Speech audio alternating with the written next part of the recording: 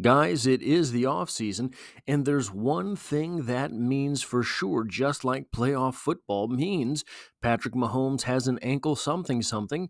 The offseason means there are going to be rumors about the Kansas City Chiefs and DK Metcalf. It is a marriage that the NFL at large seems to want very, very badly.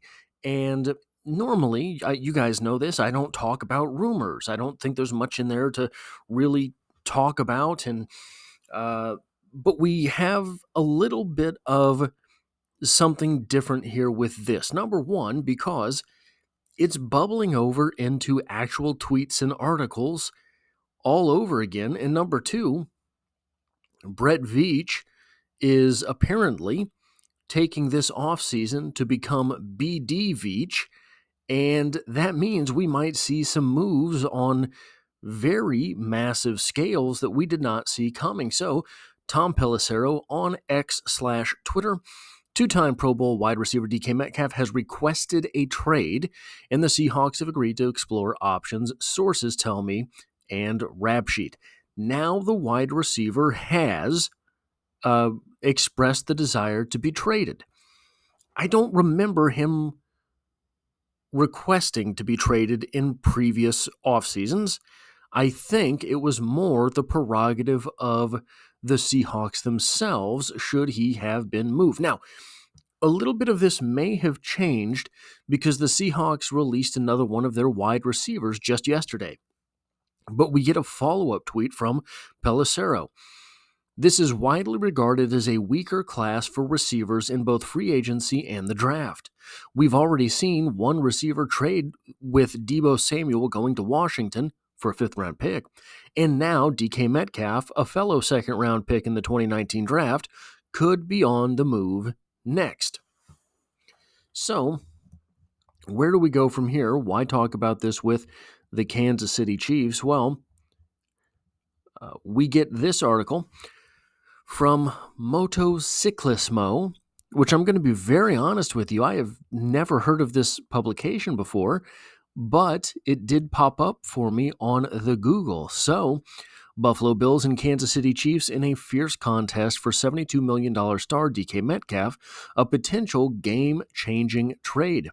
Buffalo Bills and Kansas City Chiefs eye DK Metcalf, a potential game-changing trade this offseason. The Kansas City Chiefs are on the lookout for ways to bolster their wide receiver core, with Xavier Worthy impressing in recent playoffs and Rashee Rice facing potential suspension issues. There's a clear need for additional talent on the outside. One player who could potentially fill this gap is Seattle Seahawks DK Metcalf, a two-time Pro Bowler. One thing that I want to interject right here. You read this and you think, well, doesn't make much sense. He's not an Andy Reid type wide receiver. He's DK Metcalf. He's a massive guy. We're going to get to that in a little bit. Andy Reid likes those little pliable receivers that are able to run these weird routes, except that they get hurt. And if Andy Reid, so you can't tell me, no one can look me in the eyes and tell me that the greatest offensive mind in the NFL being Andy Reid and the best quarterback in the NFL being Patrick Mahomes, no one can look me in the eyes and tell me they can't figure out how to use DK Metcalf. You can't do it. You can't convince me of that. The article continues. Reports suggest that the Chiefs have expressed interest in acquiring Metcalf, but they are not alone in their pursuit.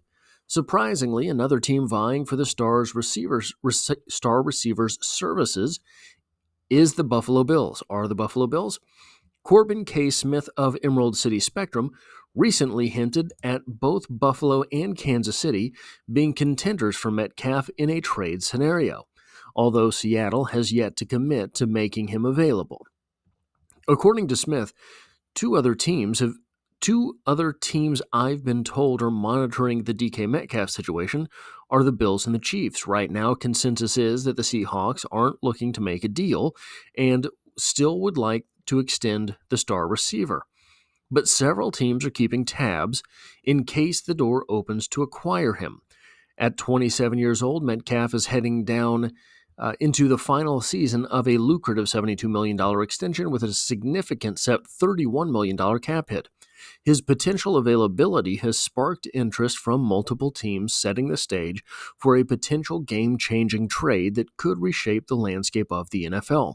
Further, we have this source. Report, Chiefs are expected to inquire about DK Metcalf, subtitled as the Chiefs look to rebuild after their loss in Super Bowl licks. From some believers, I can't read this morning. Some believe Seahawks wide receiver DK Metcalf could be the answer. From Sports Illustrated by Brock Vieira, we get this. There is a belief around the NFL, so that's just saying that kind of the ambiance around the NFL says that the Chiefs want DK Metcalf. There is a belief around the NFL that the Chiefs could be making calls to check the temperature with Seattle regarding a potential trade for Seahawk wide receiver DK Metcalf. The Chiefs have 4 draft picks within the first 3 rounds of the 2025 NFL Draft, and Metcalf is on the last year of a 3-year $72 million extension. However, the move, even if both sides agree to terms, appears to be impossible. If Metcalf does become a Chief, he would need to sign an immediate extension. Metcalf's current cap hit is around $31 million, an amount that would nosedive Kansas City's remaining cap space deep into the red. The Chiefs need those extra years to move around his money. Even if Patrick Mahomes restructures his deal, the Chiefs would have to backload Metcalf's new deal until they can get Jawaan Taylor's contract off the books. Funny how just sort of widespread the knowledge is that the Chiefs need to get Jawaan Taylor's contract off the books. The Seahawks may not be willing to trade Metcalf in general, as they are expected to lose Tyler Lockett this offseason. Just cut him. So here's another thing real quick. There were a lot of people in the comments section for the Joe Thuney video that I made yesterday talking about how the Chiefs kind of got ripped off by it being a 4th-round pick next year. How could the Chiefs have gotten ripped off in this fashion? And I understand the sentiment. I do understand the sentiment. Joe Thuney's a very good player. Joe Thuney plays on the offensive line. Joe Thuney was able to fill in at left tackle for the Chiefs. Guys, players like Tyler Lockett get cut all the time. Is he the caliber of player that Joe Thuney is? No, but he's... in the Beckett terms of old, he would be an unlisted semi-star, right? He would be someone who was very important and critical in their offense, who played an impact position. Tyler Lockett has been good his entire time in the NFL. At least, I say that without looking into the stats. Perhaps he's fallen off, but I remember he hit the ground running his rookie season. So he's been around for a while. He's a little bit older, but he can still catch. He can still move. He can still run routes. He's definitely still dangerous, and they just cut him. Plus, the team has a new offensive coordinator, their 3rd in 3 seasons, so it may be a priority for head coach Mike Macdonald to give quarterback Geno Smith consistency with his pass-catching core.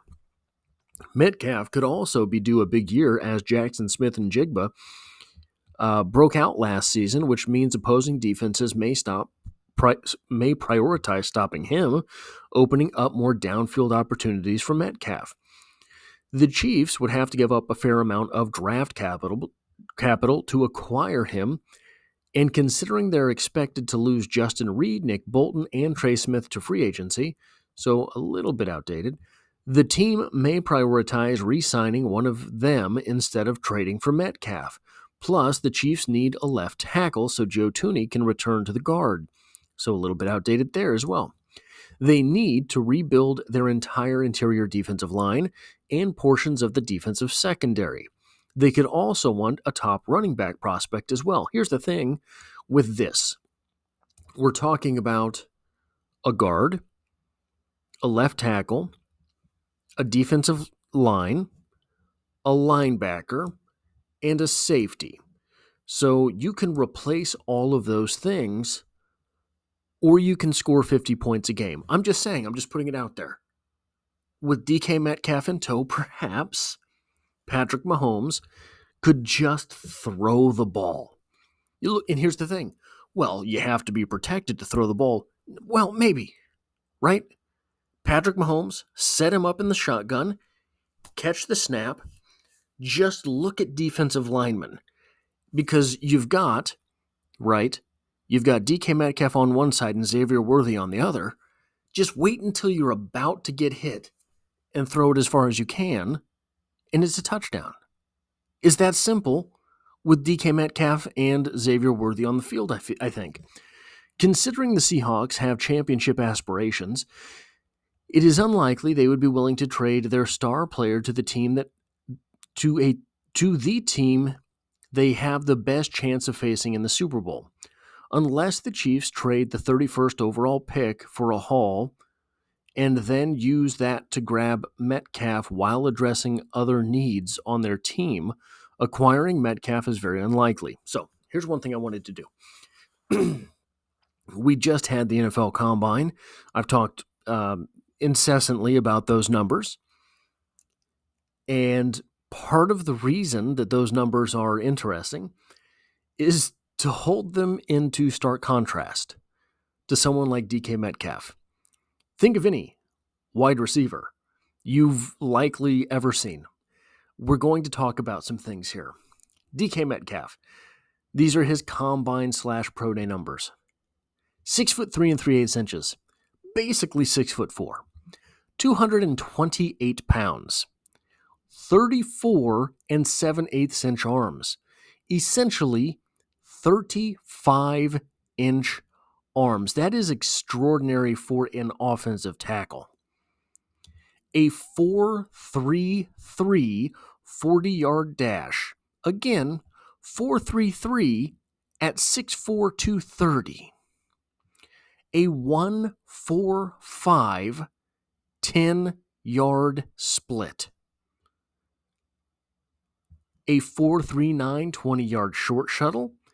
The three cones, not the greatest, 7.23, but still at 6'4", 230, that's pretty good. A 40.5-inch vertical, an 11-foot 2-inch broad jump, and guys, 27 reps on the bench press. Top of my head, I think there were like 6 offensive linemen who did 27 bench reps or more this season. DK Metcalf, and I believe most of these numbers are still largely accurate. I mean, he is older now, but most of these numbers, he keeps himself in shape. So who is DK Metcalf on the field? Well, he plays a lot. He doesn't start all of the games for some reason.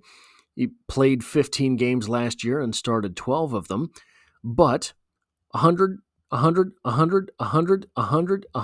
targets his entire career. Catch percentage is a little bit off, a little bit different, but you're also talking about a guy who has not had the benefit of the greatest quarterbacks in the world, even when it was Russell Wilson. Russell Wilson, I think, has always been hit or miss.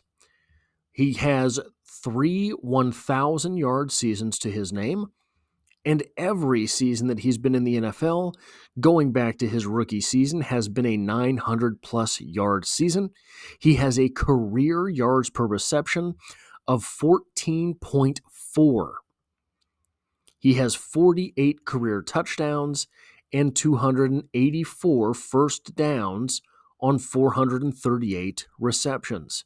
His average 17-game season, he plays all 17 games but only starts 16 for some reason. He's targeted 127 times for 77 receptions with 1,108 receiving yards, a 14.4-yard average, and 8 touchdowns. Could that help the Chiefs? Indeed, good sir, it could. Now, there are some things to talk about when bringing the Chiefs into question. There's 2 big questions. Compensation and pay. How do the Chiefs get him, and what do the Chiefs give him? These are the only questions that need to be answered here. What does it take to get him? If that's too much, the second question doesn't matter. What does it take to get him? If the Seahawks want a third-round pick, okay, how do we pay him? It's binary. That's it. There are two questions to answer here, and it's yes or no. You set what it is that you were willing to give up for him, and then if the answer is yes, you just have to figure out how you're going to pay the guy, because 6'4", 228, 4.33 speed with a 1.45 10-yard split, 27 bench press reps. It's just there's no comparison for him in the league right now. The closest one I can think of is Vernon Davis, and he was a tight end. The number two thing here, it needs to be remembered that at times BD Veach is a big game hunter. Frank Clark, Orlando Brown Jr. But his biggest wins have actually been when trading away the big name. The Chiefs traded away who was considered to be the most maybe it wasn't considered. I've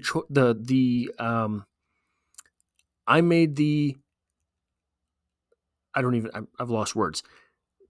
It is my assumption that Tyreek Hill, even today, is the greatest threat in the NFL. Maybe he's not the best receiver. Maybe he's not the most dangerous receiver. He is the biggest threat in the NFL. At any moment, on any route, in any game, he can be gone. The Chiefs traded him away and went to 3 straight Super Bowls, winning 2 of them. The Chiefs traded away that big name and got more consistent as a team. So is this sort of move in Brett Veach's blood? It is. We just have to see. And the number 3 thing to talk about here, the last thing that has to be noted, the Chiefs are at the stage finally in this thing, in this dynastic run, where they have to be careful with assets. The Chiefs are at the place now where they're picking late in every round every year, and they did sell out a little bit to get to a Super Bowl. They should have more picks in this draft than they do. They've traded some away. Now, does this mean they can't go out and be aggressive and make an acquisition like DK Metcalf? No. No, it doesn't. But it means they have to be conservative with what it is that they're willing to pay, and it means it has to hit. Orlando Brown Jr. didn't really hit. He was the big shiny name, and Brett Veach got him. Didn't land. Frank Clark.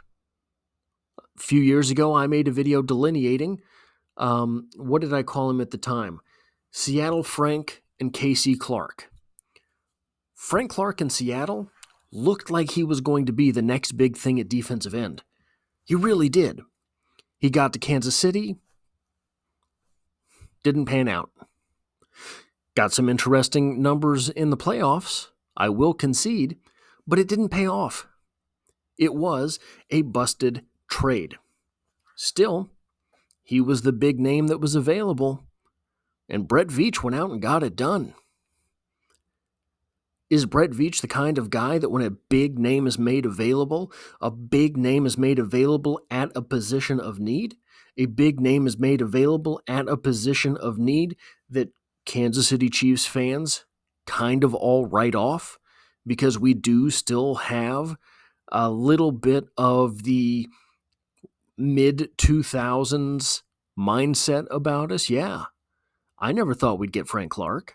I never thought we'd be the team that got Orlando Brown. We were. Neither of them worked out. Won Super Bowls anyway.